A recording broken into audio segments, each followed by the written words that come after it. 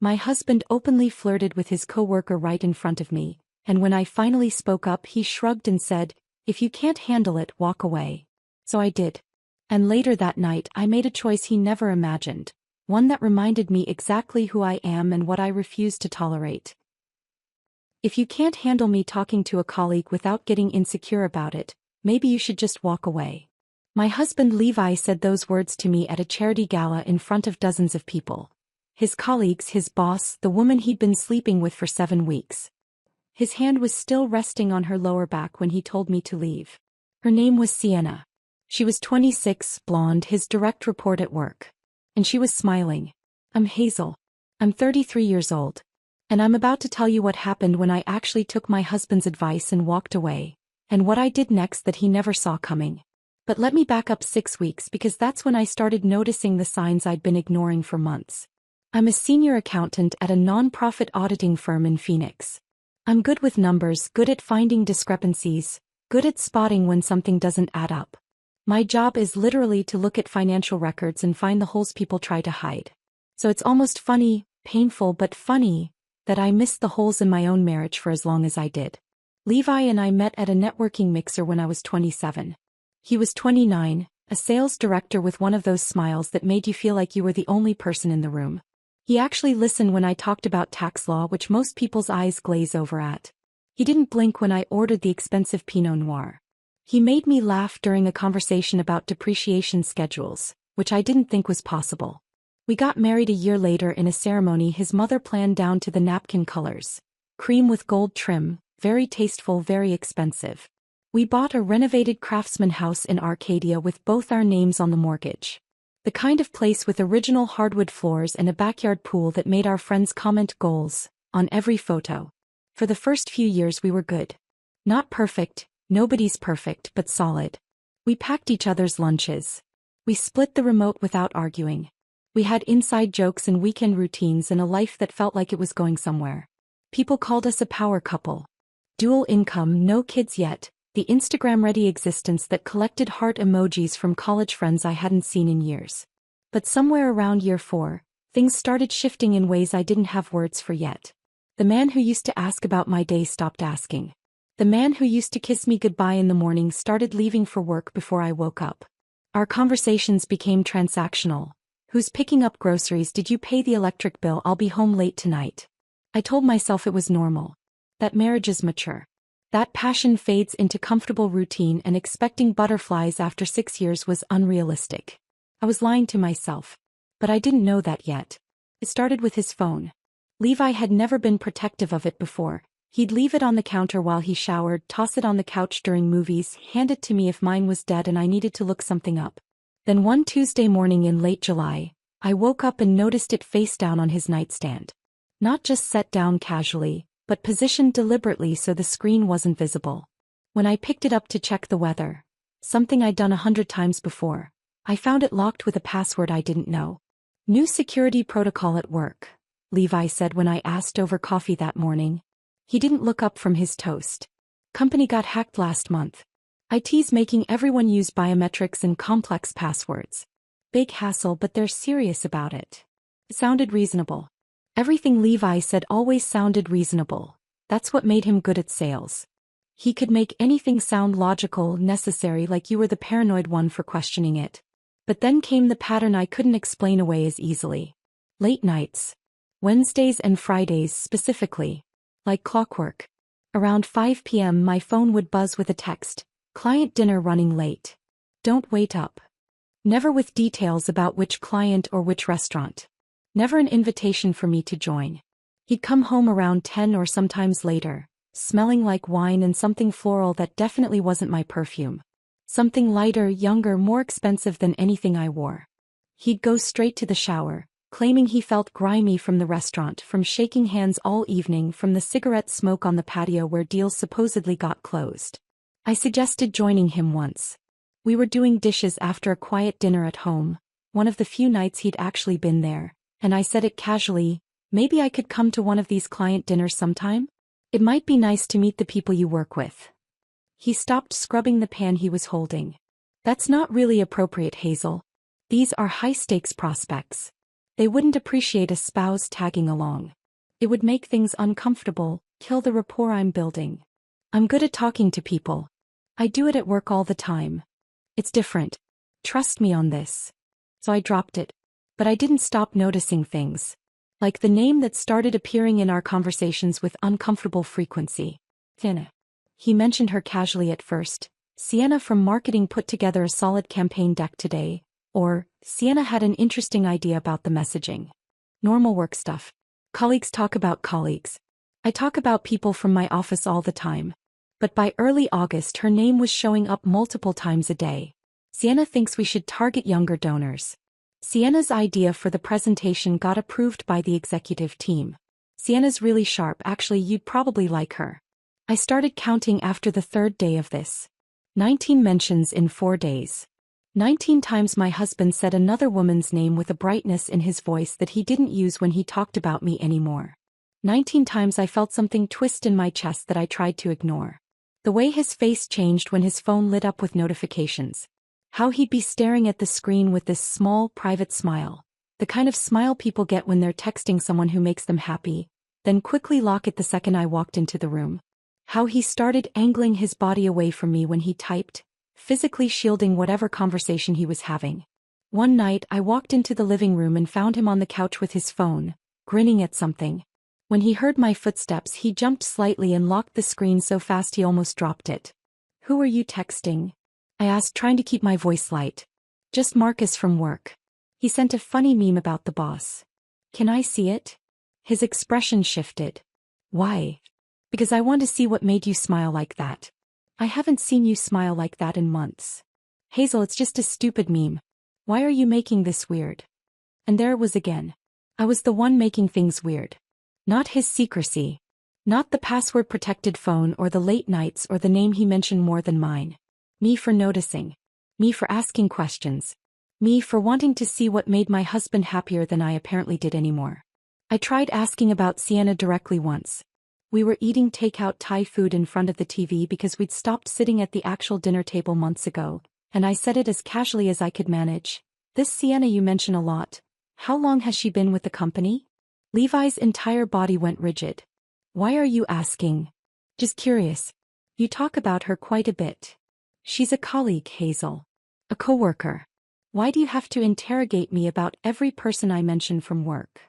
"I'm not interrogating. I'm asking a simple question." "It doesn't feel simple. It feels like you're keeping tabs on me, like you don't trust me. That's not healthy." My face got hot. "I do trust you. I'm just trying to understand why you mention one specific coworker 19 times in 4 days." His fork clattered against his plate. "Are you seriously counting how many times I mention people? Hazel, that's not normal. That's controlling." And just like that I was the problem. Not his obvious infatuation with someone else. Not the lies about where he was spending his evenings. Not the hotel receipt I'd found 2 weeks earlier tucked in his gray suit pocket. Kimpton Hotel, Old Town Scottsdale, $385, checked out at 11:47 p.m. on a night he claimed he was at a client dinner. Me. I was the problem for noticing. For counting. For making everything weird. So I stopped asking. But I didn't stop paying attention. 3 weeks before the gala. 3 weeks before everything exploded in that hotel ballroom. Levi came home actually energized for the first time in months. He found me in the kitchen making dinner and said, "So the Children's Hospital fundraiser is coming up. It's at the Phoenician this year." I looked up from chopping vegetables. "Okay. I think we should both go. It's a great networking opportunity and your firm sponsors it too, right? You could write it off as a business expense." I stopped chopping. Levi had been to this fundraiser twice before in previous years. Both times he'd complained, too formal, too boring, too many speeches from donors who loved hearing themselves talk. Both times he'd gone alone, said it wasn't worth me taking the night off. And now suddenly he wanted me there. I should have seen it. The red flag waving directly in my face. But I was so desperate for any sign that he still wanted me around, that I still mattered to him, that our marriage wasn't completely dead. I ignored every instinct screaming that something was wrong. "Yeah," I said, trying not to sound too eager. "Yeah, that sounds nice. We haven't been to something like that together in a while." "Exactly. It'll be good for us." I went shopping for a new dress that weekend. Jade green, fitted, elegant. The kind of dress that used to make Levi stop whatever he was doing and tell me I looked beautiful. I got my hair done at a salon I couldn't really afford. I bought new heels that pinched my toes but made my legs look good. I convinced myself that maybe this event would be the reset we needed. The night we'd reconnect and remember why we got married in the first place. I was so painfully, desperately wrong. But I didn't know that yet. Not while I was getting ready. Not while I was driving to the Phoenician separately because Levi said he had to stop by the office first. Not while I was standing in that elegant ballroom thinking maybe tonight would be different. I didn't know yet that the fundraiser wasn't going to save my marriage. It was going to be the night I finally stopped lying to myself about what my husband had become. The night he'd tell me to walk away in front of everyone we knew. And the night I'd start planning exactly how to make him regret it. The Friday of the gala arrived faster than I was ready for. I spent the afternoon getting ready with an anxious energy I couldn't quite name, telling myself it was excitement, that tonight would be good for us, that maybe Levi's invitation meant he was trying. He came home around 5 to change. I was already in my jade green dress, hair styled in loose waves that had taken the salon an hour to perfect. I waited for him to notice, to say something, to give me any indication that he saw me. He walked past me toward the bedroom without a word. "You look nice," I offered, watching him pull his suit from the closet. "Thanks," he said absently, checking his phone. I stood in the doorway while he changed, watching him adjust his tie in the mirror for what must have been the 4th time. He tilted his head, smoothed down the fabric, checked his profile from both angles. More attention than he'd given me in months. "So, should we leave around 6:30? I asked. He didn't turn around. "Actually, I need to stop by the office first. Last-minute tweaks to a presentation I'm giving Monday. You should just go ahead and I'll meet you there." Something cold settled in my stomach. "We're going to the same place. Why don't I just wait and we can go together? Because I don't know how long it'll take and I don't want you sitting in the car waiting for me. Just go ahead. I'll be there soon." He sprayed cologne.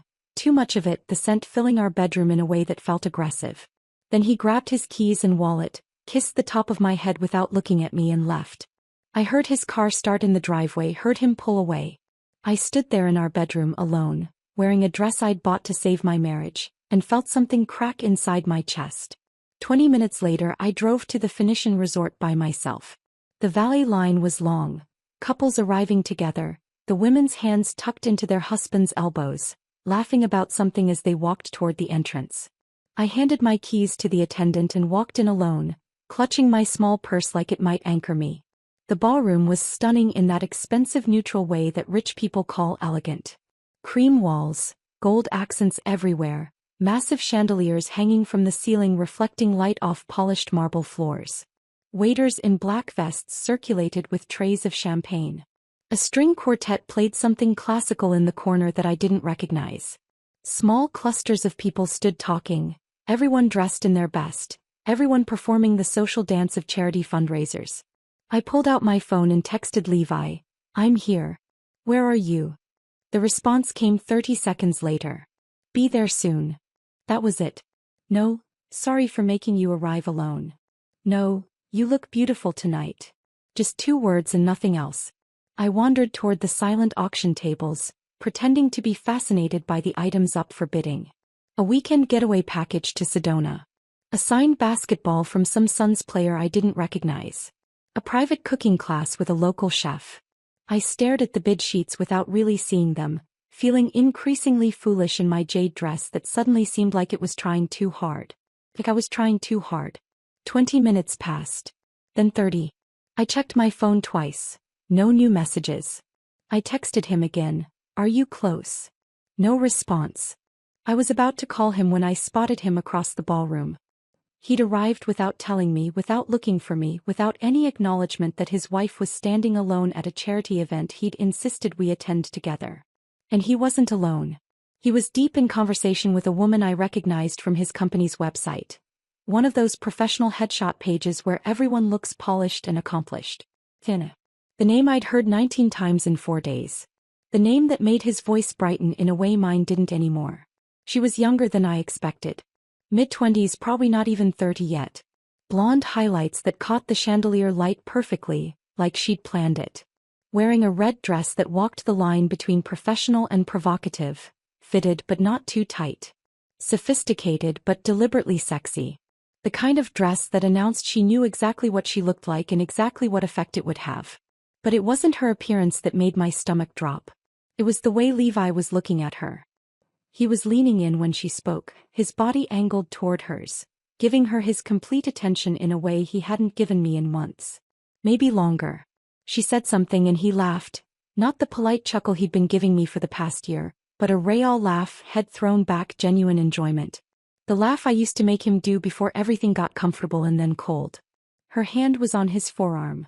I watched it land there casually like it had done this 1,000 times before. Watched it rest there for 3 full seconds, I counted, before sliding away. Then a minute later it was back. Touching his shoulder this time while she leaned in to whisper something that made him grin. I stood frozen near the silent auction tables, unable to move, unable to look away. Every touch felt deliberate. Every laugh felt intimate. Every moment I watched felt like a small knife sliding between my ribs. Other people were noticing too. I caught 2 women I vaguely recognized from a previous company event exchanging glances, then looking at me with expressions that might have been pity. A man standing near the bar, older, distinguished, probably someone's boss, was watching Levi and Sienna with raised eyebrows, like he was witnessing something inappropriate but couldn't quite decide if he should intervene. Then Marcus appeared beside me. I remembered him from a summer barbecue at Levi's boss's house. Nice guy, quiet, worked in operations or logistics or something. He positioned himself deliberately between me and the view of my husband flirting with his coworker. "Hazel, right?" he said, voice aggressively cheerful. "Great to see you again. Have you checked out the silent auction? Some really interesting items this year." He was trying to distract me. Trying to spare me from watching what everyone else was clearly seeing. It was kind. It was also humiliating. "Yeah," I managed. "I was just looking. That Sedona package looks amazing. My wife and I went there last spring. Beautiful hiking, great restaurants. Totally worth it if you can get it for a reasonable bid." I nodded, pretending to listen, but my attention kept pulling back to Levi and Sienna across the room. Marcus kept talking about hiking trails and red rocks, filling the silence with words that didn't matter, and I appreciated it even as it made me want to disappear. After 10 minutes of this painful kindness, I made a decision. I was done hiding at silent auction tables. I was done being protected by near strangers who felt sorry for me. If Levi wanted to parade his affair in front of everyone we knew, then I was going to make him look me in the eye while he did it. I grabbed 2 glasses of champagne from a passing waiter and walked straight toward them. Sienna saw me first. Her eyes flicked to me, and for just a second, I saw irritation flash across her face. Annoyance at the interruption, at the wife showing up to ruin whatever moment they were having. Then her expression smoothed into professional politeness, the mask sliding into place so fast I almost doubted I'd seen the real reaction underneath. "Hazel," Levi said, accepting the champagne I handed him without making eye contact. Without thanking me. Without acknowledging that I'd been waiting alone for 45 minutes while he laughed with another woman. "This is Sienna from marketing. Sienna, my wife. Not my wife Hazel. Not Hazel, who I'm lucky to be married to. Not even, this is Hazel. Just my wife. A category, a title, a role I fulfilled rather than a person he loved." Sienna extended a manicured hand, her smile perfectly practiced. "Oh, I've heard so much about you." The lie was so transparent it was almost funny. Levi never talked about me at work. I knew because his colleagues had stopped asking how I was at these events. When someone's name never comes up in conversation, people stop inquiring. They just do. "Nice to meet you," I said, shaking her hand briefly. Then I tried to join their conversation. I really tried. Over the next hour, I attempted 4 separate times to be part of whatever discussion they were having. Each time, Levi either talked over me mid-sentence or Sienna would pivot to some inside joke about the office. Something about a presentation gone wrong, about their boss's terrible golf stories, about the new hire who couldn't figure out the coffee machine. Things deliberately designed to exclude the wife who didn't belong. When I mentioned that some of the silent auction items looked interesting, Levi actually sighed. Audibly. Like I was a child interrupting adult conversation with something trivial and annoying. Sienna touched his shoulder and leaned in, whispering something I couldn't hear. He grinned, That private, intimate grin that used to be reserved for me, and whispered something back. She laughed, her hand lingering on his arm. I stood there holding my champagne, invisible. Irrelevant. A prop in someone else's story. After 90 minutes of this, something inside me finally broke. Not dramatically. Just quietly, like a bone cracking under pressure it was never meant to hold. I interrupted them mid-sentence. Levi, I'd like to leave soon. I'm not feeling well. He looked at me like I'd announced I was setting the building on fire. Now. We just got here. We've been here almost 2 hours. Sienna glanced between us, her expression carefully neutral, but I saw the satisfaction underneath. He was enjoying this. Watching me beg my husband to leave, watching him choose her attention over my comfort, watching me lose in real time. We've been here almost 2 hours, I repeated quietly. Levi's jaw tightened. He leaned closer, lowering his voice, but not enough. Marcus was still nearby. That couple by the bar was definitely listening. Look, if you can't handle me talking to a colleague without getting insecure about it, maybe you should just walk away. The words landed like a slap. Even Sienna's eyes widened slightly, surprised by the cruelty maybe, or just surprised he'd said it out loud. The couple by the bar suddenly became fascinated by their phones. Marcus's expression shifted from uncomfortable to shocked. And I just stood there, staring at this stranger wearing my husband's face, holding a champagne glass in a jade green dress I'd bought to save a marriage that was already dead. You know what?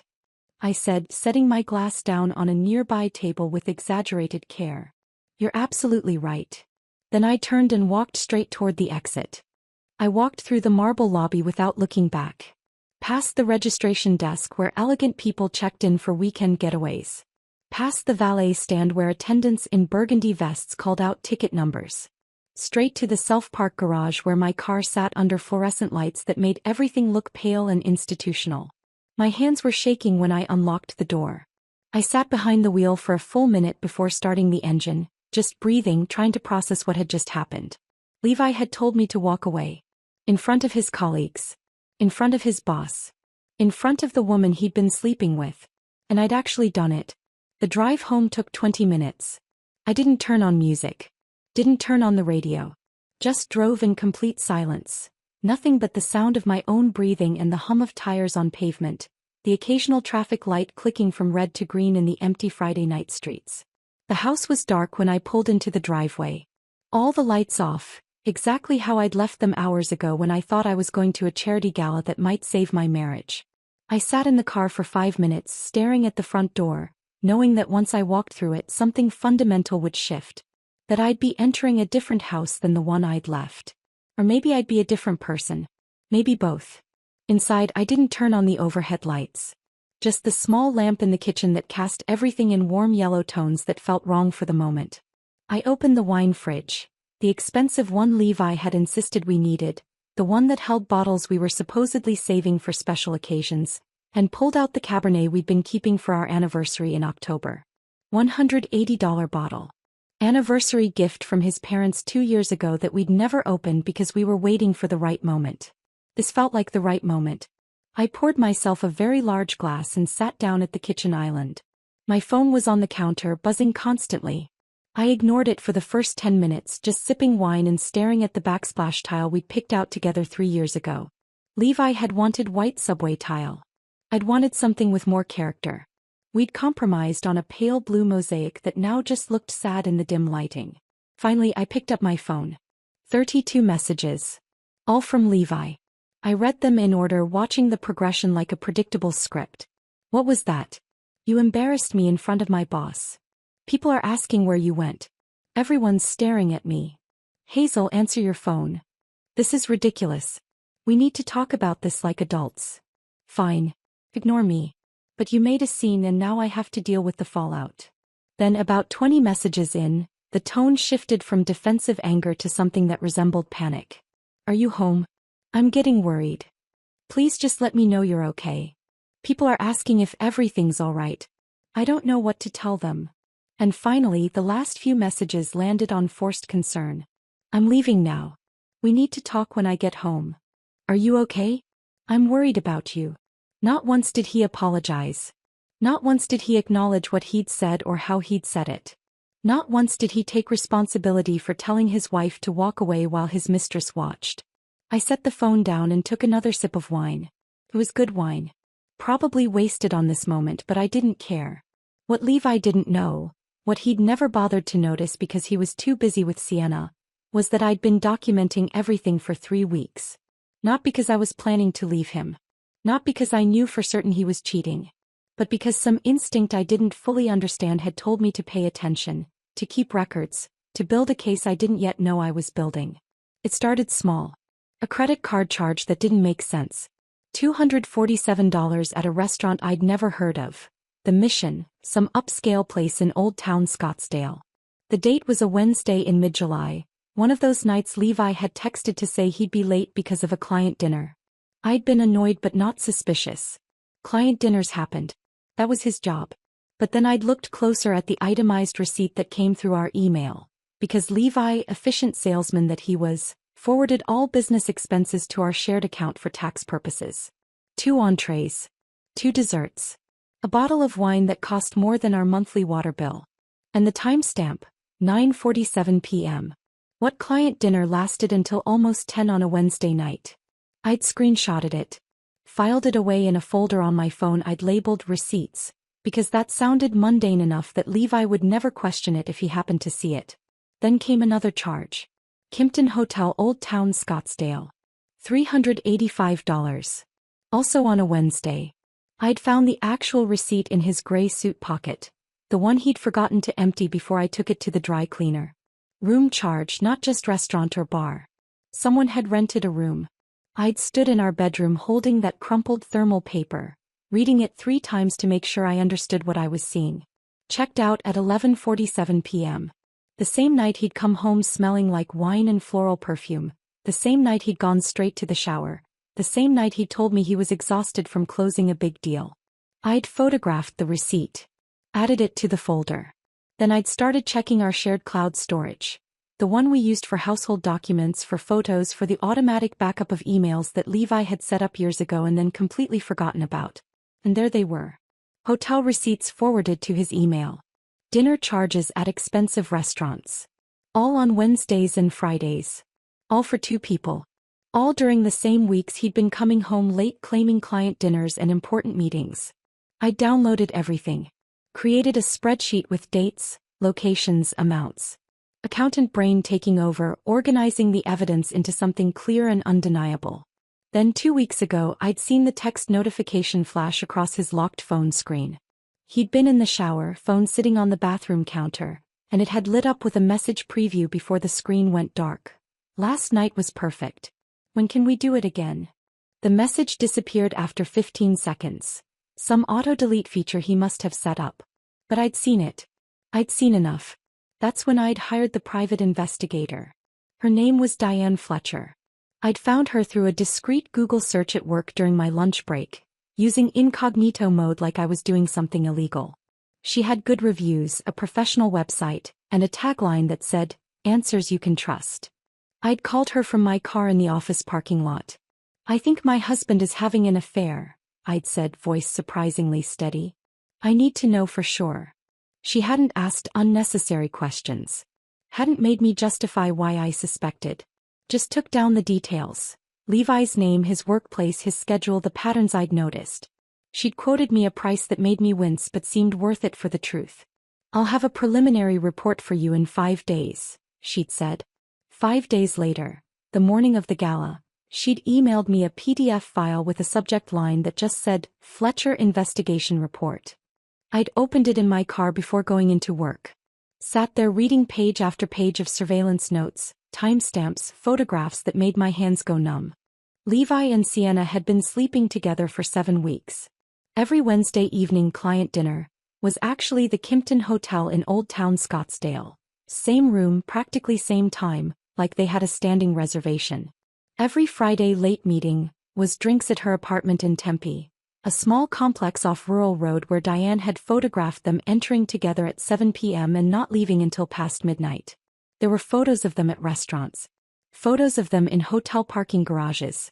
Photos of Levi's hand on Sienna's lower back, of them laughing together, of them kissing in his car before driving to separate locations. All of it documented with brutal, professional efficiency. I'd closed the PDF and sat in my car staring at the office building in front of me, unable to move. Unable to process. Unable to do anything except acknowledge that the marriage I'd been trying to save was already over. Had been over for weeks. Maybe months. Maybe longer than I wanted to admit. But I hadn't confronted him. Something told me to wait. To keep the evidence close. To be strategic instead of emotional. Now, sitting in my kitchen drinking anniversary wine while waiting for Levi to come home and expect forgiveness, I opened my laptop and logged into our joint bank account. Balance: $63,087. Money we'd been saving for years. For a down payment on a bigger house. For the kids Levi said he wanted in a few years when we're more established. For a future that I now understood was never going to happen. Not with me anyway. I opened a new browser tab and navigated to a different bank's website. One Levi didn't use. One he didn't even know I'd opened an account with 3 days ago, right after hiring Diane. Then I started transferring money. Not all of it, that would be too obvious, too easy for him to fight in court. Just careful amounts that wouldn't trigger alerts or raise immediate red flags. $3,000 on Monday. $2,500 on Thursday. $4,000 the following Tuesday. Over 2 weeks I'd quietly moved $38,000 into my personal account. Documented every transfer with screenshots. Kept digital receipts. Made sure everything was trackable and legal and defensible if anyone questioned it. I wasn't stealing. This was community property. Arizona was a no-fault divorce state, which meant everything got split 50-50 anyway. I was just making sure that when the inevitable happened, when Levi decided to leave me for Sienna, or when I finally worked up the courage to leave him, I wouldn't be left with nothing while he emptied our accounts out of spite or strategy. I'd made copies of everything else too. Mortgage documents showing I'd been making 80% of the payments for the past 2 years, even though Levi's ego would never let him admit his sales commissions had been declining. Car titles. Investment statements. His life insurance policy that still listed me as sole beneficiary. Something I was absolutely not telling him about until the divorce was final. I'd stored everything in a folder at my office. Physical copies in a locked drawer. Digital copies on a flash drive I kept in my purse. Away from the house. Away from Levi's ability to access or destroy them. 3 days before the gala, I'd consulted with divorce attorneys. Not 1, 3. I wanted to understand my options, wanted to hear different perspectives. Wanted to know exactly what I was walking into if this marriage ended. The third attorney I met with was a woman named Rebecca Fontaine. She had an office in downtown Phoenix with a view of the mountains, a reputation for being ruthless in court, and a direct way of talking that I appreciated. "How long have you known about the affair?" she'd asked. 3 weeks of proof. Months of suspicion. "Do you have documentation?" I'd shown her everything. The receipts, the photos, the private investigator's report. She'd leaned back in her chair and said something I'd never forget. "The person who files first controls the narrative. The person who's prepared wins." I'd hired her on the spot. She'd drafted divorce papers that afternoon but hadn't filed them yet. I'd told her I needed one more piece of evidence. Something undeniable that would prevent Levi from spinning this as my paranoia or insecurity. Something public enough that he couldn't gaslight me later. Those papers were sitting in my car trunk right now. Ready to file. Waiting. I heard Levi's car pull into the driveway. Heard the engine cut off. Heard the door slam. I took another sip of wine and waited. The front door opened with exaggerated quietness. The kind of careful silence someone uses when they're trying not to wake a sleeping person, even though every light in the house was still on. Levi's footsteps moved through the entryway, hesitated in the hallway, then continued toward the kitchen where he knew I'd be waiting. He stopped in the doorway when he saw me. I was sitting at the island with my wine glass, my laptop open in front of me, and an expression that I later realized must have looked disturbingly calm. Almost serene. Like I'd already made decisions he didn't know about yet. "Hey," he said carefully, voice soft, testing the temperature of the room. "You okay?" I took a sip of wine before answering. Let the silence stretch just long enough to make him uncomfortable. "I'm fine." He shifted his weight from one foot to the other, loosening his tie with one hand. "Look, about earlier, that got out of hand. I was stressed about work, the presentation on Monday, and I took it out on you. I shouldn't have said what I said. It wasn't an apology. It was blame-shifting wrapped in apologetic language, responsibility deflected onto work stress and circumstances instead of choices he'd made. I'd heard him use this exact tactic with difficult clients. Acknowledge the problem without actually accepting fault. Make it about external factors. Position yourself as the reasonable one trying to move forward. You told me to walk away if I couldn't handle watching you flirt with another woman, I said, voice even. So I did. What's the problem? His face flushed. I wasn't flirting. Jesus, Hazel, I was networking. That's literally my job. That's how business works.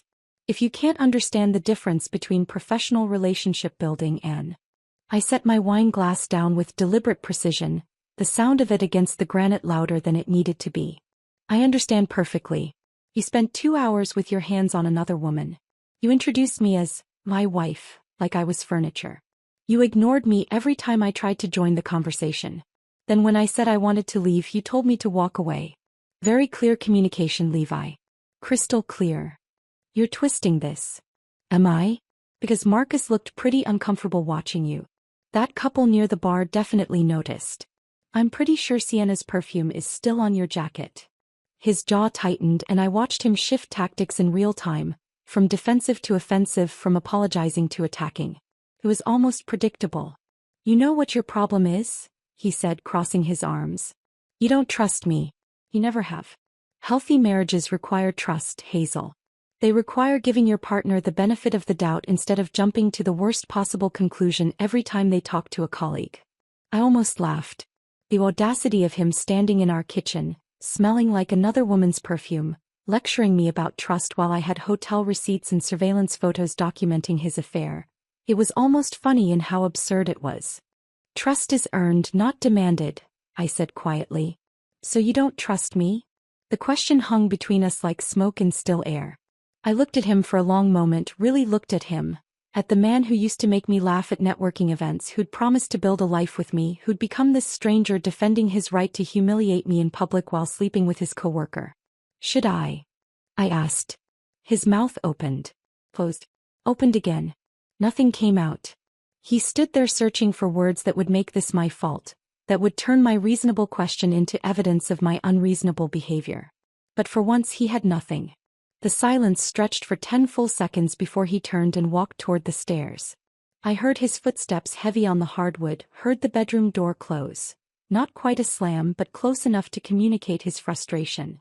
I sat there alone in the kitchen finishing my wine and realized I felt nothing. No guilt for making him uncomfortable.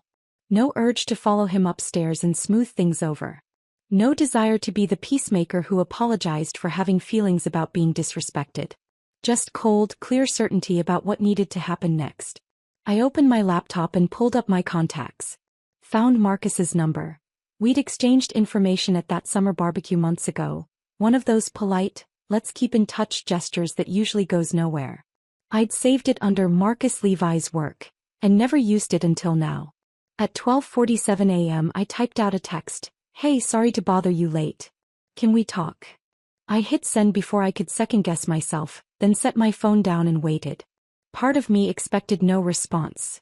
It was almost 1 a.m, he was probably asleep, he might not even want to get involved in whatever drama he'd witnessed at the gala. But 3 minutes later my phone buzzed. Of course. Everything okay? I called him. He answered on the second ring. Hazel. Yeah. I know it's late.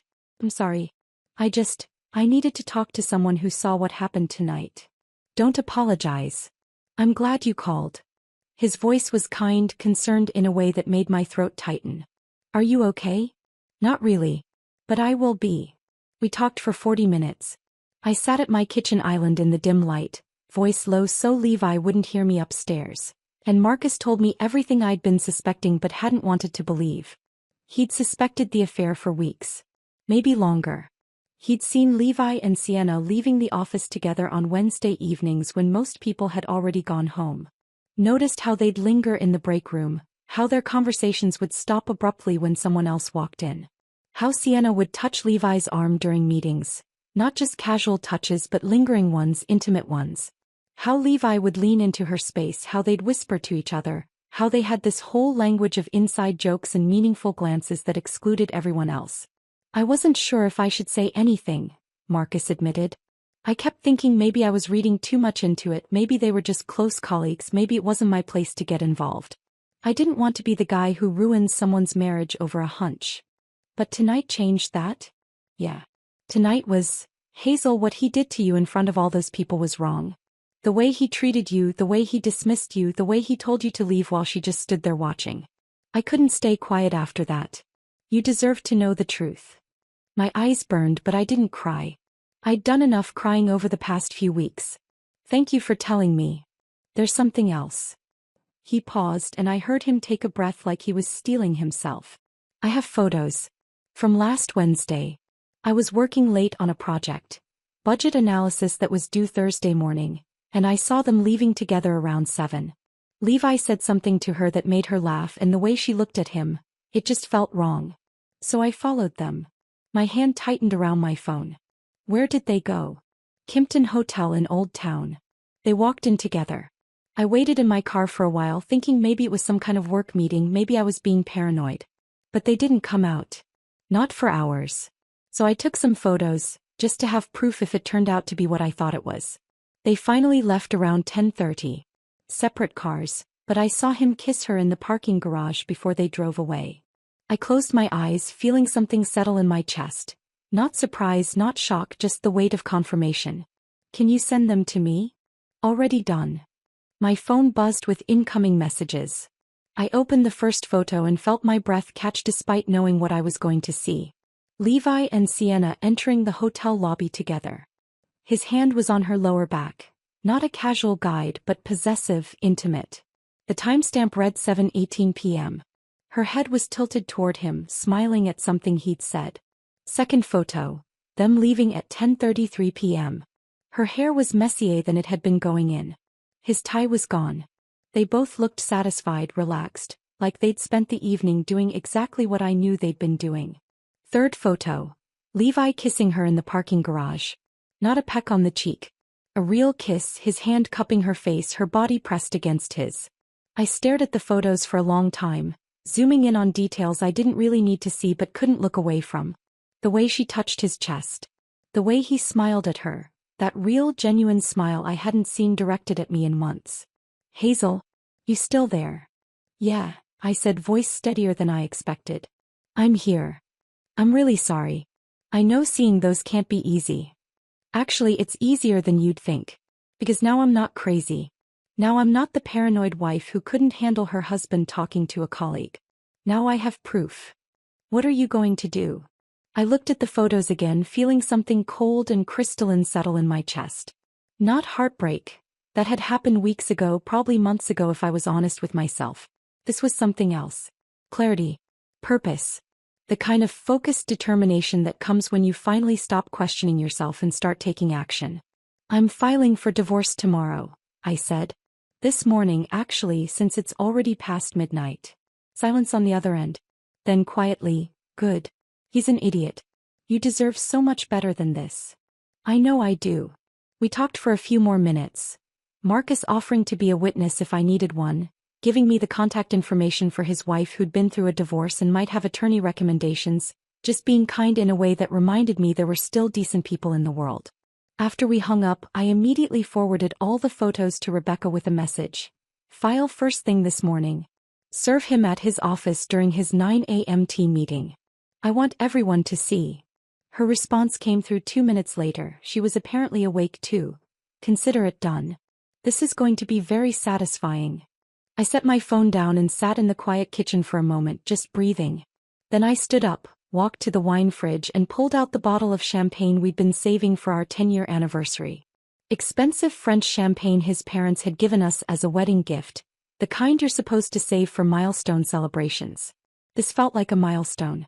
I didn't bother with a glass. Just opened the bottle. The cork popped satisfyingly loud in the silent house, and carried it outside to the backyard. The pool lights were still on, casting rippling blue patterns across the patio. I sat down on one of the lounge chairs and took a long drink straight from the bottle. Tasted like freedom. And somewhere upstairs, Levi was sleeping, completely unaware that by 9 a.m. his entire life was going to implode. I stayed up until almost 3 in the morning, sitting in the backyard with that champagne bottle, watching the pool lights create patterns on the water that looked like they were moving even though everything was perfectly still. Eventually I went inside, climbed the stairs and paused outside our bedroom door. I could hear Levi snoring, deep, regular breaths of someone sleeping soundly, unburdened by guilt or consequences. I slept in the guest room. Didn't bother with pajamas, just lay down on top of the covers in the clothes I'd worn to the gala that felt like it had happened years ago instead of hours. I didn't really sleep. Just closed my eyes and waited for morning. At 6:30 a.m. I heard Levi's alarm go off. Heard him moving around in the bedroom, shower running, closet doors opening and closing, the familiar sounds of his morning routine. I stayed in the guest room until I heard him go downstairs, then got up and went to the bathroom to wash my face. I looked terrible. Eyes puffy, makeup smudged, hair tangled. I didn't care. When I came downstairs, Levi was in the kitchen making coffee. He glanced at me and I saw him register that I'd slept in the guest room, but he didn't mention it. Just poured coffee into his travel mug, added the specific amount of cream and sugar he always used, screwed the lid on tight. He was whistling. Actually whistling some tune I didn't recognize while he gathered his keys and wallet and phone from the counter. Like last night had been a minor disagreement we'd already moved past. Like telling your wife to walk away in front of dozens of people was just something that happens sometimes. No big deal, life goes on. He thought he'd won. That I'd sulked in the guest room, that he'd stood his ground about his networking, that this morning everything would reset to whatever dysfunctional normal we'd been living in for months. He had no idea what was about to happen. He walked over and kissed the top of my head, not my lips, not even my cheek, just a perfunctory kiss on my hair like I was a child or a pet. "Have a good day," he said in that absent tone people use when they're not really present, when they're already thinking about something else. "You too," I said quietly. I watched from the kitchen window as he backed out of the driveway in his silver sedan. Watched him pause at the stop sign at the end of our street. Watched his car disappear around the corner, heading toward his office where, in exactly 90 minutes, his entire world would implode in the most public way possible. I felt nothing. No guilt. No second thoughts. No last-minute urge to call Rebecca and tell her to hold off, to give him one more chance, to handle this privately instead of destroying him professionally. Just cold, clear certainty that this was exactly what needed to happen. I poured myself a fresh cup of coffee, not the cheap stuff Levi bought, but the expensive beans I'd been hiding in the back of the pantry, the ones I only used when he wasn't home because he'd complain about the cost. Made it in the French press he never used because he said it took too long. Added real cream instead of the artificial creamer he preferred. Then I sat down at the kitchen table with my phone and waited. At 9:03 a.m. Rebecca texted, "Process server just arrived. Heading into the building now." My heart was racing despite the calm I'd been feeling. This was it. The moment everything became real and irreversible. At 9:17 a.m., papers delivered. I stared at those two words for a long moment, imagining the scene. The conference room where Levi held his Monday morning team meetings.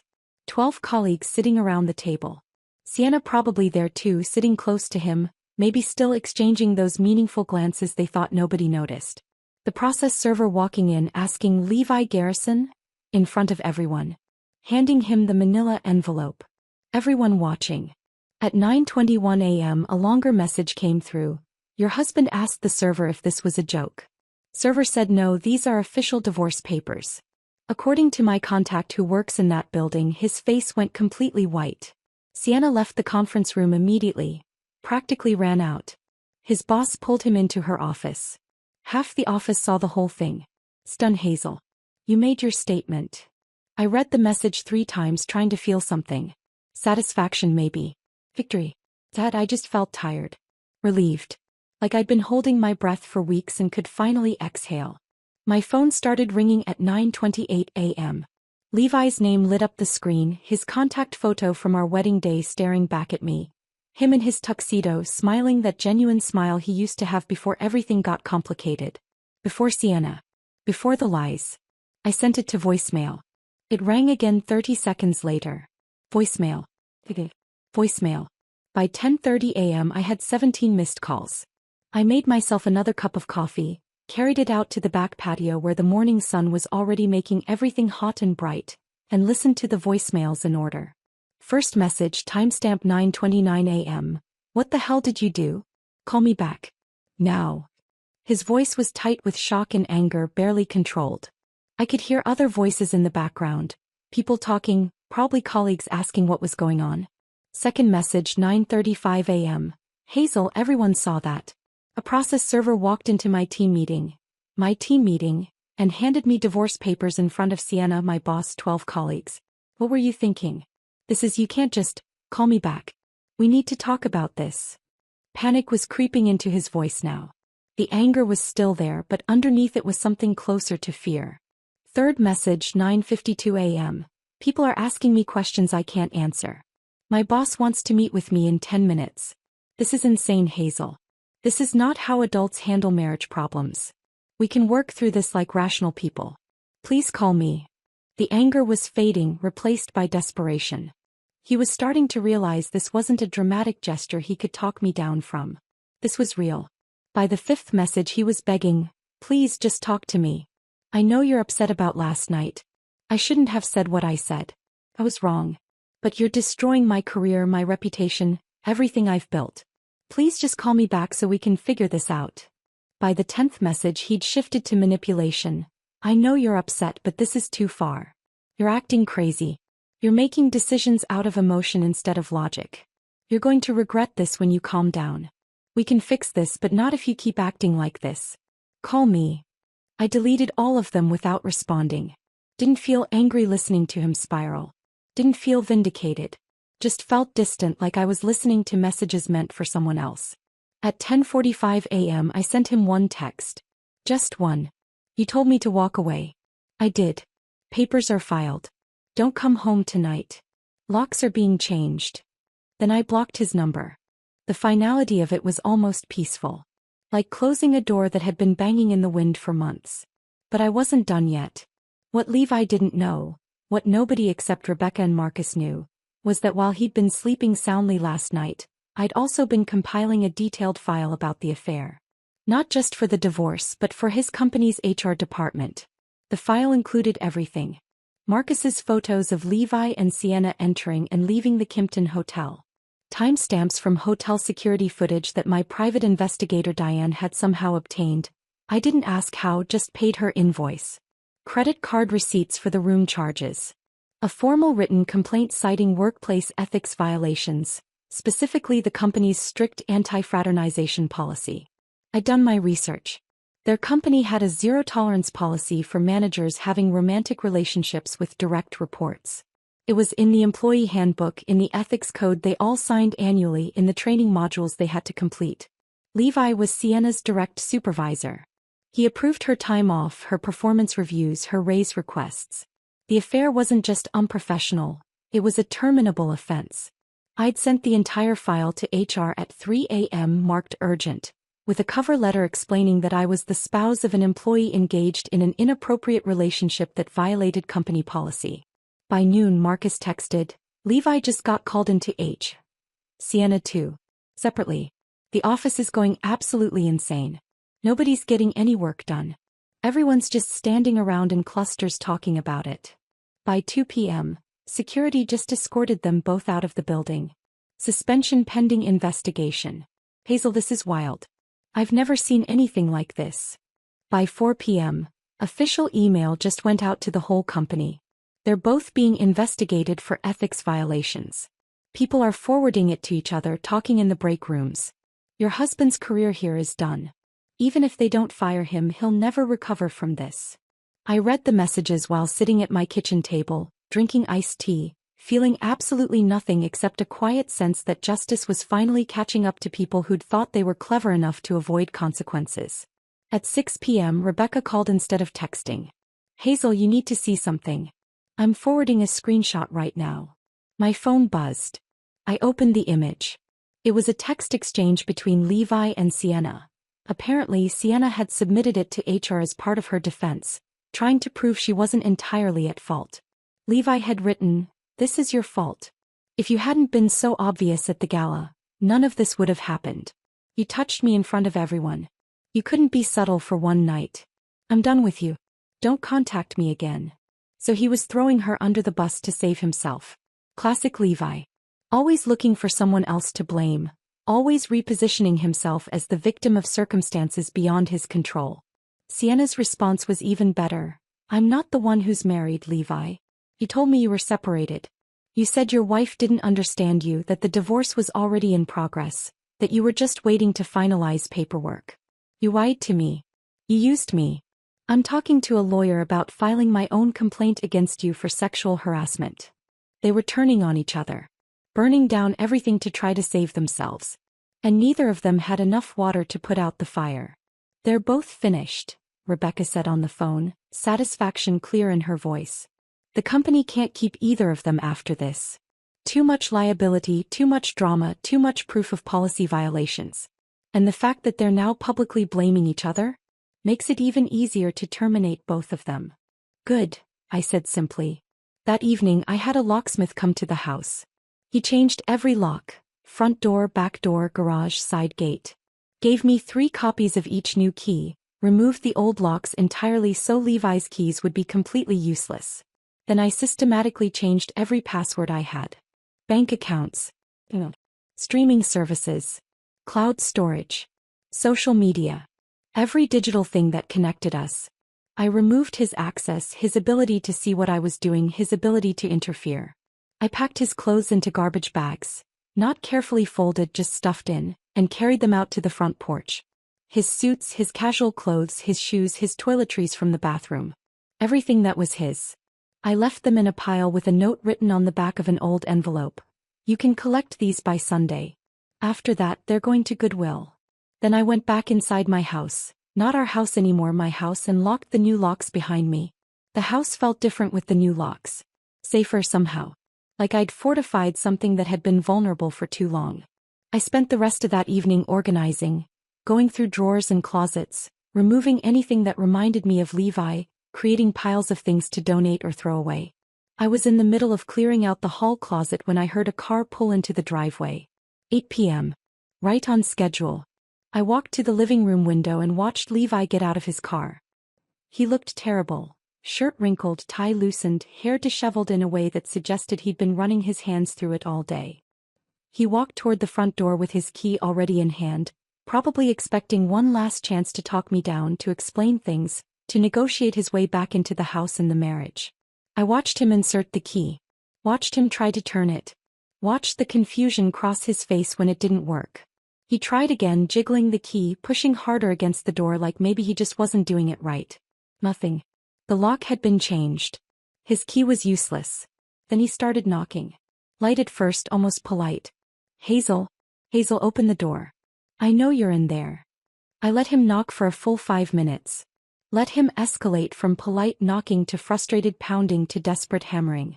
Let him call my name progressively louder until a neighbor across the street came out onto their porch to see what the commotion was about. Then I walked to the door and opened it with the security chain still latched. Just a 4-inch gap between us. What are you doing here? I asked calmly. He looked shocked that I'd actually answered. What do you mean, what am I doing here? This is my house. I live here. Why doesn't my key work? Because I changed the locks. His face went from confused to angry in seconds. You can't do that. This is my house too. We own it together. Not anymore. My attorney filed for exclusive use of the property pending divorce proceedings. You're trespassing. Trespassing? Hazel, this is insane. You can't just... His voice was getting louder, more aggressive. Open this door. We need to talk about this like adults. There's nothing to talk about. You made your choices. I made mine. I made a mistake, okay? Is that what you want to hear? I made a mistake. But this... He gestured wildly at the chain-latched door, at the garbage bags of his clothes still sitting on the porch. This is too far. You're destroying everything over one mistake. I almost laughed. One mistake. You had an affair for 7 weeks. You lied to me every Wednesday and Friday for almost 2 months. You humiliated me at a public event. You told me to walk away. And now you want to call all of that one mistake. You're twisting. Your stuff is on the porch. Take it and leave. If you're not gone in 5 minutes, I'm calling the police. His face went from red to purple. You can't do this. This is my home too. I have rights. You had months to think about your rights when you were sleeping with Sienna. You chose her. Now grab your things and go. Hazel, please. I closed the door. Latched it. Walked away while he continued knocking and calling my name. Eventually I heard him cursing, heard him dragging the garbage bags to his car, heard his trunk slam multiple times. Heard him sit in his car for another 20 minutes. Probably trying to figure out where he was going to sleep, who he could call at 8 p.m. on a Monday night to ask for a couch to crash on. Finally the engine started. He drove away. I looked out the window and watched his taillights disappear down the street, and I felt absolutely nothing. Over the next week, the destruction spread through Levi's life like wildfire, consuming everything in its path.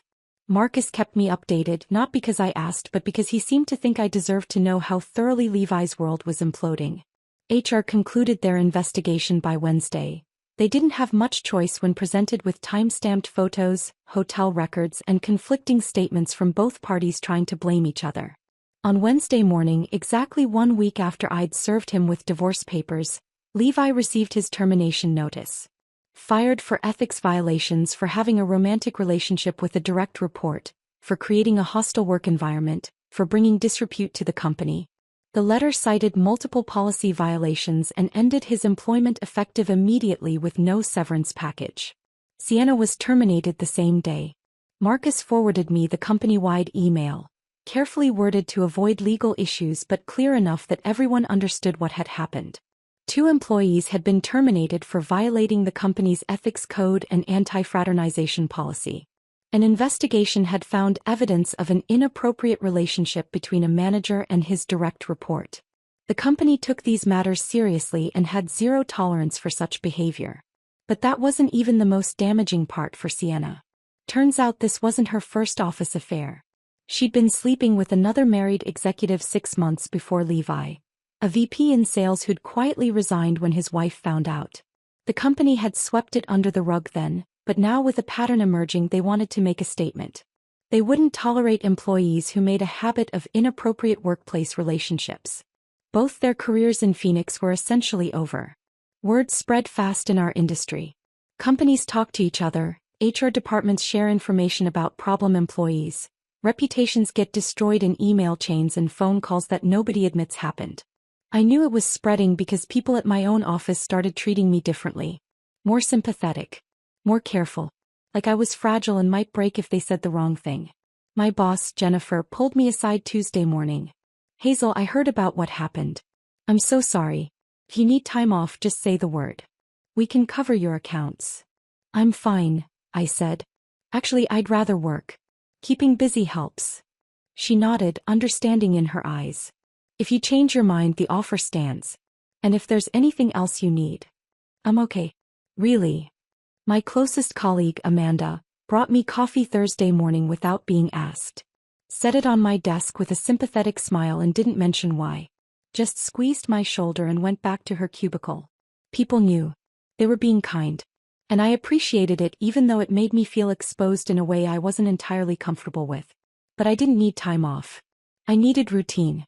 I needed numbers that made sense and problems that had solutions and work that existed completely separate from the chaos of my personal life.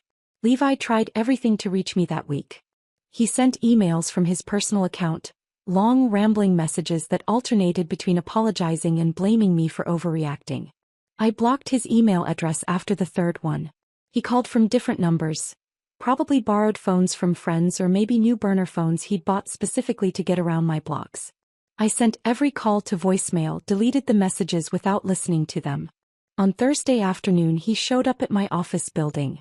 I was at my desk working on a compliance audit when Amanda rushed over, voice low and urgent. Hazel, your husband is downstairs in the lobby. Security called up asking if you want to see him. My hands stopped moving on the keyboard. Tell them no. Tell them to escort him out and not let him back in. Are you sure? He seems. I'm sure. Please. She nodded and went back to her desk to call down. 5 minutes later, Marcus texted, Levi just got escorted out of your building by security. He's sitting in his car in the parking lot. Want me to call the police? I responded, no. He'll leave eventually. He did. An hour later, his car was gone. On Friday morning, Levi's mother called. I saw her name on my screen and almost didn't answer. Patricia had always been kind to me, had welcomed me into their family, had treated me like the daughter she'd never had. But she was also Levi's mother, and I knew whose side she'd take. I answered anyway. "Hello, Patricia." "Hazel, sweetheart." Her voice was shaky, tearful, desperate. "Please, we need to talk." "I don't think there's anything to talk about." Levi told me everything. He made a terrible mistake. A terrible, stupid mistake. But you can't throw away 6 years over one mistake. He loves you. He's absolutely devastated. I took a slow breath, steadying myself. "Patricia, with all respect, Levi didn't make one mistake. He had an affair for 7 weeks. He lied to me every Wednesday and Friday for 2 months. He humiliated me in front of his colleagues. And when I confronted him about it, he told me to walk away. So I did. I respected his wishes." Silence on the other end. Then quieter. "He's my son, Hazel. He's falling apart. He's lost his job, his home, his marriage. Everything. I've never seen him like this." "Then maybe he'll learn something from it. Is there nothing I can say to change your mind?" "Nothing at all. No. I'm sorry. I know this is hard for you and I know you love your son. But this is between Levi and me. And it's already over." She tried for another few minutes, pleading, reasoning, bargaining. Offering to pay for couples counseling, suggesting we take time apart to think, asking if there was any way to fix this. I listened patiently and said no to everything. Finally, she gave up. "I understand. I don't agree, but I understand. You'll always be welcome in our home, Hazel. No matter what happens." "Thank you. That means a lot." After we hung up, I sat at my kitchen table staring at nothing for a long moment. That conversation had been harder than I expected. Patricia was collateral damage in this. Someone who hadn't done anything wrong but was suffering anyway because of her son's choices. My own parents had the opposite reaction when I told them everything. My mother called Sunday morning. I gave her the full story, the affair, the gala, the divorce papers, the terminations, all of it. When I finished, there was a long pause. Then she said 4 words that made me cry for the first time since the night of the gala. "We're proud of you." My throat tightened. "Really? Really? You didn't make yourself small to keep a man who didn't deserve you. You didn't accept crumbs when you deserved the whole meal. You stood up for yourself. That takes courage." I wiped my eyes with the back of my hand. It doesn't feel courageous. It feels like surviving. Sometimes those are the same thing. Sunday afternoon, I was sorting through bank statements for Rebecca, organizing everything she'd need for the divorce proceedings, when I found something that stopped me cold. A $12,000 withdrawal from our savings account. Date, June 23rd. Memo line, ring purchase. I stared at it for a long moment, my brain refusing to process what I was seeing. We'd made that savings account for a house down payment. For our future together. And Levi had taken $12,000 out of it 2 months ago. For a ring. My hands started shaking. I pulled out my phone and called Rebecca. "Can you check something for me? I need to know if Levi purchased jewelry in late June. Specifically around June 23rd. Give me a few minutes." She called back 40 minutes later. "Tiffany & Company at Scottsdale Fashion Square. June 23rd. 1 engagement ring. Purchase price, $11,847. The room tilted. I sat down hard on the kitchen floor, phone pressed to my ear, unable to speak. "Hazel, you still there?" "He bought her an engagement ring," I whispered. "With our money. While we were still married. He was planning to leave me for her. Forward me that bank statement. I'm adding this to the divorce filing. This is fraud, Hazel. He used marital assets to finance an affair." I hung up and sat on the kitchen floor for a long time, just breathing. Just processing. Up until that moment, some small part of me had wondered if I was overreacting. If maybe the affair had been a stupid mistake, a momentary lapse, something that could have been forgiven if I'd been willing to work through it. But he'd bought her an engagement ring. He'd been planning a future with her. He'd been preparing to leave me, and he'd been too much of a coward to tell me. I wasn't overreacting. If anything, I'd been too patient. I stayed on that kitchen floor for a long time after hanging up with Rebecca. Just sitting there with my back against the cabinets, staring at the bank statement in my hands, trying to reconcile the man I'd married with the man who'd bought an engagement ring for his mistress using money we'd saved together for our future. Eventually I got up. Forwarded the statement to Rebecca like she'd asked. Then I did what I'd been doing for weeks. I focused on moving forward. On building a life that didn't include Levi. The divorce proceedings moved faster than I expected. Arizona's no-fault laws meant we didn't have to prove wrongdoing or assign blame in court. We just had to demonstrate that the marriage was irretrievably broken, which wasn't difficult given that we'd been living separately for months and I had documentation of an affair that had cost both parties their jobs. We split everything 50-50 on paper. The savings account, the retirement funds, the equity in both our cars. But I kept the house. I'd been making 80% of the mortgage payments for the past 2 years anyway, even though Levi's ego had never let him acknowledge that his sales commissions had been declining while my salary had been steadily increasing. I kept the $38,000 I'd moved before filing. Rebecca argued successfully that I'd been protecting marital assets from being squandered, not hiding them. Levi didn't fight any of it. He signed the papers his attorney put in front of him, agreed to everything Rebecca proposed, seemed eager to just make it all go away as quickly as possible. 4 months after I'd served him at his office, the divorce was finalized. No drama, no contested hearings, no last-minute attempts to reconcile. Just a quiet Tuesday afternoon in a courtroom where a judge signed documents that officially ended 6 years of my life. I walked out of that courthouse alone, got in my car and drove home to a house that was finally, legally, completely mine. I should have felt something, relief, maybe, or grief, or at least some acknowledgement that a chapter had closed. That I just felt tired. Through Marcus, I heard updates about Levi's new life. He'd moved to Tucson, taken a sales job with a medical supply company at half the salary he'd been making in Phoenix. He was living in a 1-bedroom apartment near the university in a complex that Marcus described as functional but depressing. He'd gained weight. Let his appearance slide. Looked 10 years older than he had 6 months ago. Sienna had left Phoenix entirely. Moved back to Sacramento where her parents lived, was working retail at a Target while trying to rebuild a career that had been destroyed by scandal. Her LinkedIn profile, which I'd looked at once out of morbid curiosity, showed no new positions, no recommendations, no activity at all beyond the Target job.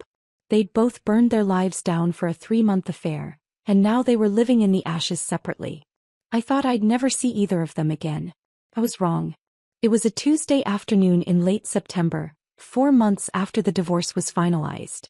I'd stopped at a coffee shop in Scottsdale on my way home from work. One of those upscale places with reclaimed wood tables and Edison bulb lighting and a chalkboard menu that listed drinks I couldn't pronounce. I ordered my usual afternoon latte, stood at the pickup counter scrolling through work emails while I waited. Hazel. The voice came from behind me. Female. Familiar in a way that made my stomach tighten even before I turned around. Thinner. I almost didn't recognize her. She looked completely different from the confident, put-together woman I'd seen at the gala. Thinner, not in a healthy way but in a way that suggested she'd lost weight from stress rather than intention. Dark circles under her eyes that makeup couldn't quite cover. Wearing jeans and a plain t-shirt that hung loose on her frame, blonde highlights grown out to reveal dark roots, hair pulled back in a messy ponytail. She looked like someone who'd been through something devastating. Which I supposed she had. "Can we talk?" she asked quietly. "Please." The coffee shop was busy.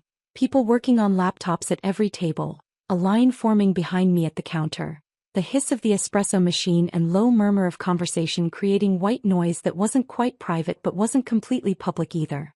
I picked up my latte when the barista called my name. "We have nothing to talk about. Please. Just 5 minutes. I know I don't have any right to ask but..." Her voice cracked slightly. "Please." Against every instinct telling me to walk away, against my better judgment, against the part of me that knew this conversation couldn't possibly end well, I gestured toward a corner table. We sat. She wrapped both hands around her coffee cup like she was trying to warm herself, even though it was September in Arizona and still 95 degrees outside. "I wanted to apologize," she started. I almost laughed. "Almost. You're about 4 months too late." I know I am. But I needed to see you to tell you face to face that I'm sorry. For everything. Hey, you've said it. Are we done?" She flinched. "I need you to understand something. I didn't know he was lying. About being separated, about you not knowing about us, about the divorce being in progress. He told me you two had an arrangement. That the marriage was open. That you both dated other people and it wasn't a secret. I stared at her for a long moment. Part of me wanted to believe she was that naive, that she'd genuinely been fooled by Levi's lies. But I'd seen her at that gala. Seen the satisfaction in her eyes when Levi dismissed me. Seen how she touched him, performed intimacy with my husband right in front of me without a trace of guilt or uncertainty. You thought I didn't know? I said quietly. Even at the fundraiser when I was standing right there watching you touch him, when he told me to leave and you just stood there smiling, you thought I was okay with it? Her face crumbled. I thought he said you had an understanding. That you both had been living separate lives for years, that the marriage was over and everything but paperwork. He was so convincing, Hazel. He showed me texts that he said were from you agreeing to see other people. He had explanations for everything. He's a salesman, Sienna. Being convincing is literally his job. It's what he does for a living. He makes people believe things that benefit him. She started crying. Not dramatic sobbing, just quiet tears sliding down her face while she stared at her coffee cup. I know that now. But when you're in it, when someone's telling you exactly what you want to hear, it's hard to see the lies. I felt nothing watching her cry. No satisfaction, no anger, no sympathy. Just a hollow emptiness where stronger emotions probably should have been. I lost everything, she whispered. My job. My reputation. My apartment. I couldn't afford rent after getting fired and my roommate kicked me out because she didn't want the drama. I had to move back in with my parents in Sacramento. I'm 26 years old, sleeping in my childhood bedroom, working at Target because I can't get a reference from my last job. Every interview I go to, they Google my name and find out what happened. My career is over before it really started. I took a sip of my latte, letting the silence stretch. Then, you made your choices. You chose to sleep with a married man. Maybe he lied to you, I actually believe he probably did. But you still made that choice. And choices have consequences. I know.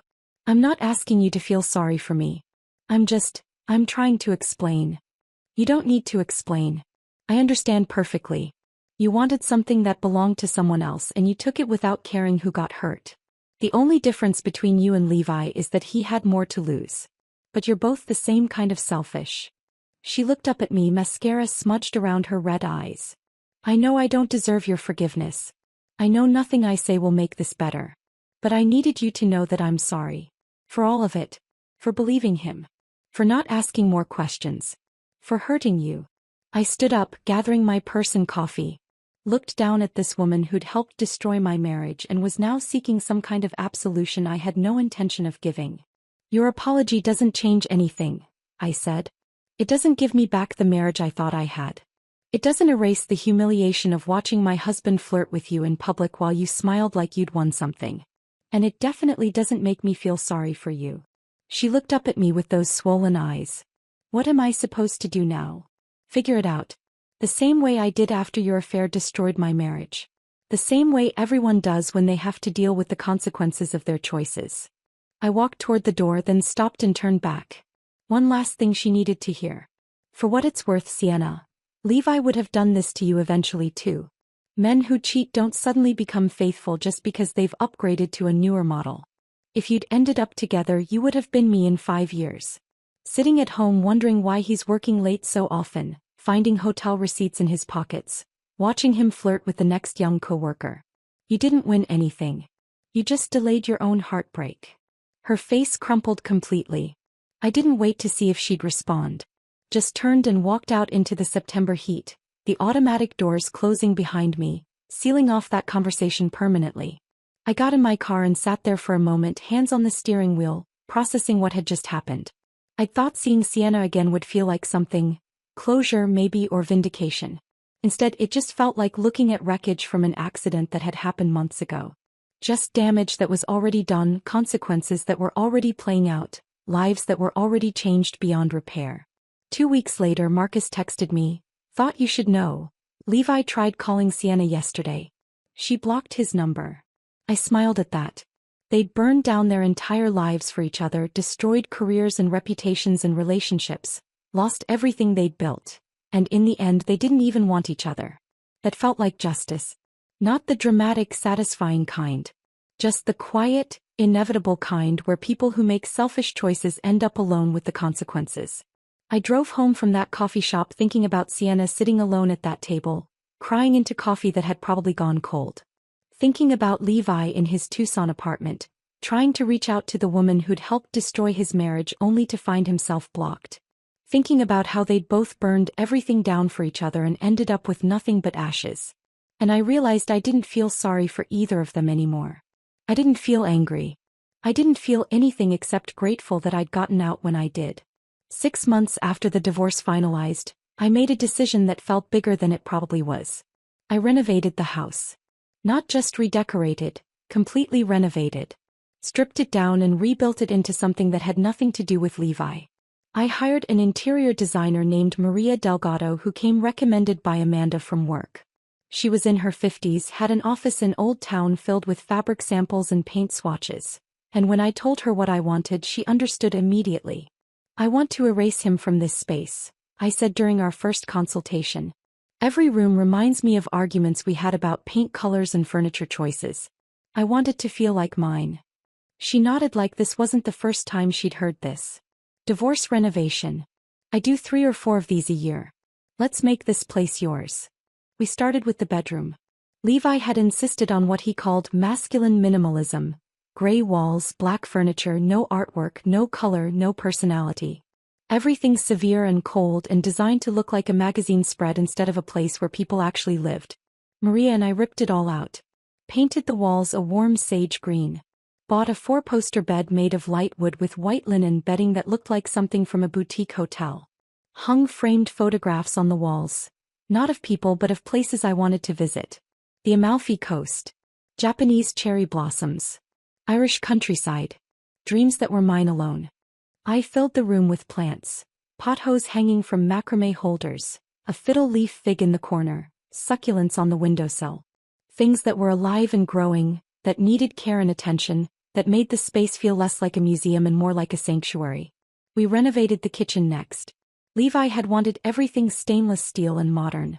I replaced it all with warmer brass fixtures, open shelving instead of upper cabinets, a butcher block island where I could actually cook instead of just heating up takeout. His office, the room he'd spent hours in with the door closed, probably texting Sienna while I sat downstairs alone, I got rid of entirely. Turned it into a reading room. Floor-to-ceiling bookshelves on 3 walls. A window seat overlooking the backyard with cushions in deep blue. A comfortable chair with good lighting. A space that was entirely about peace and quiet and the pleasure of getting lost in stories that weren't mine. Every change felt like reclaiming territory. Like pushing out the ghost of a marriage that had never really worked and making space for a life that actually fit me. The renovation took 3 months and cost more than it probably should have. $42,000 by the time everything was done. But when Maria and I did the final walkthrough in late November, standing in the living room looking at warm cream walls and comfortable furniture and artwork that I'd chosen because I liked it, not because Levi had approved it, it was worth every dollar. This doesn't look like the same house, Maria said. That's exactly what I wanted. 2 months after the renovation finished in January, my boss Jennifer called me into her office. I'd been expecting a routine check-in. We did quarterly reviews and I figured this was just standard procedure. So I was surprised when she closed the door and gestured for me to sit with an expression that looked too serious for a routine check-in. Hazel, I'm promoting you to Senior Director of Operations. I blinked. What? You've been carrying this department for the past year. Especially the past 6 months since everything happened in your personal life. You've shown leadership and resilience that honestly impressed everyone here. The Henderson audit you led came in under budget and ahead of schedule. The Morrison Foundation specifically requested you for their next engagement. You've trained 3 junior accountants who are now billing clients independently. You've earned this. I sat there stunned, unable to process what she was saying. The position comes with a 30% raise, a corner office on the 5th floor and your own team of 4. You'll report directly to me. Congratulations. I don't know what to say. Jennifer smiled. Say yes. Then go celebrate. You've earned this, Hazel. So I said yes. The promotion meant longer hours sometimes. More responsibility. More pressure. Late nights reviewing teamwork, making decisions that affected other people's careers, representing the company at client meetings where I was suddenly the most senior person in the room. But it also meant something else. It meant proving to myself that I was more than someone's discarded wife.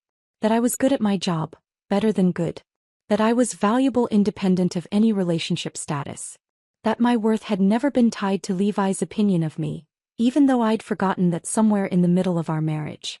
In October I did something I hadn't planned. I went to the Arizona Humane Society on a Sunday afternoon, told myself I was just looking, and left with 2 6-year-old cats. They were a bonded pair, Fig and Olive, already named by the shelter staff. Their previous owner had surrendered them because she was moving into a no-pet apartment. They'd been at the shelter for 3 weeks, overlooked because they were older and came as a package deal. Fig was gray and scraggly with one eye that didn't quite open all the way. Olive was orange with white paws and an attitude problem. They were completely uninterested in performing or being cute for potential adopters. When I sat down in the meet and greet room, Fig immediately climbed into my lap and started purring. Olive sat 3 feet away and judged me silently. I loved them immediately. They brought unexpected comfort to the house. The sound of them chasing each other at 3 a.m., racing through rooms with that chaotic energy cats have. The way Fig would curl up on my lap in the reading room while I worked through books I'd been meaning to read for years. How Olive would sit on the bathroom counter every morning, watching me get ready for work with an expression that suggested she found my routine deeply questionable. I started cooking again. Actually cooking from recipes I found online or in cookbooks I'd bought but never used. Trying things I'd wanted to make but never did because Levi was particular about food. Didn't like anything too spicy, didn't eat fish, refused to try cuisines he wasn't familiar with. I made Thai curry that left my kitchen smelling like lemongrass for 2 days. Mastered homemade pasta. Experimented with baking bread on Sunday mornings. Some of it turned out terribly. Some of it was amazing. All of it was mine. I joined a book club at the local library. 8 women ranging from their 30s to their 70s who met every other Thursday evening to discuss novels and drink wine and occasionally gossip about their lives. They knew I was recently divorced, but nobody made it a big deal. Nobody treated me like I was broken or needed fixing. They just passed me wine and argued about whether the ending of our current book was satisfying or cheap. I started hiking again. Sunday mornings, early before it got too hot, driving out to Camelback Mountain or Piestewa Peak, or sometimes just walking trails in the McDowell Sonoran Preserve. Something I'd loved before I got married and had somehow stopped doing because Levi preferred sleeping in on weekends. I started dating again. Nothing serious. A coffee date with a tax attorney named David who made me laugh talking about the absurdities of tax code. Dinner with a high school teacher named Rachel I'd met through book club who was smart and funny and recently divorced herself. A few other dates that went nowhere but weren't bad, just 2 people trying to figure out if there was anything there. I learned what I liked without filtering it through someone else's opinion. Learned that I preferred hiking to sleeping in. That I actually enjoyed cooking when I wasn't trying to please someone else's palate. That I was more social than I'd realized. I'd just been with someone who made me feel like my need for connection was neediness instead of normal human behavior. A year after the divorce, almost to the day, I was sitting in my reading room on a Saturday morning. Fig was curled up beside me, purring in his sleep. Olive was somewhere else in the house, probably knocking something off a shelf. My coffee was getting cold on the side table while I lost myself in a novel. My phone buzzed. I almost ignored it, but something made me check.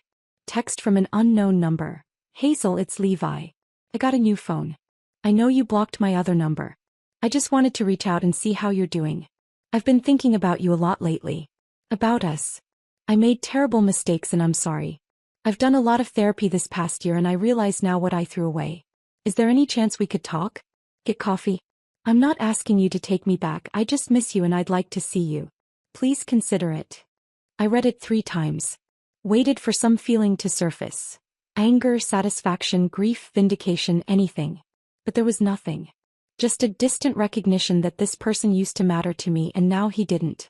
I didn't respond. Just blocked the number, deleted the message and went back to my book. And that's when I knew I'd actually moved on. Not because I'd stopped being angry, that had happened months ago. Not because I'd forgiven him, I hadn't and probably never would. But because Levi's attempt to re-enter my life didn't even register as important. He'd become irrelevant. A chapter that was finished. A mistake I'd learned from. Nothing more. Sometimes late at night when the house is quiet except for the cats purring and the distant sound of the neighborhood settling into sleep, I think about that moment at the gala. When Levi told me to walk away, he'd meant it as a dismissal. A power play.